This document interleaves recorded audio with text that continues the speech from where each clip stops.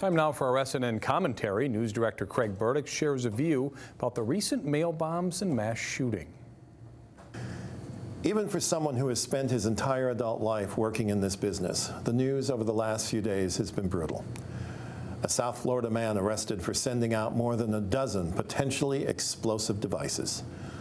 Many of us here in the SNN newsroom assumed that this was our big breaking news story of the week. We were wrong. As a peaceful Saturday morning in a leafy Pittsburgh suburb turned into, as the Washington Post headline put it, a mass murder in Mr. Rogers' neighborhood. The live images captured the heroic efforts of law enforcement to save lives and take down the shooter.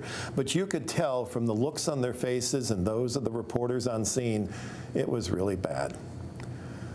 I like to tell our SNN staff, no matter how bad the story, you should always find some hope to share. The synagogue shooting, as with other similar events, tests my rule to the limit. What kind of people build bombs to terrorize, to instill fear in all of us? Who arms themselves to the teeth with the idea of killing people during a morning of celebration and worship? Perhaps like you, I am without answers as to such motivation. But in interviews we conducted over the weekend, several people told us despite the tragic loss of life, despite the injuries to 4 first responders, the actions of bad actors only harden their resolve in their faith and their belief the good will win out.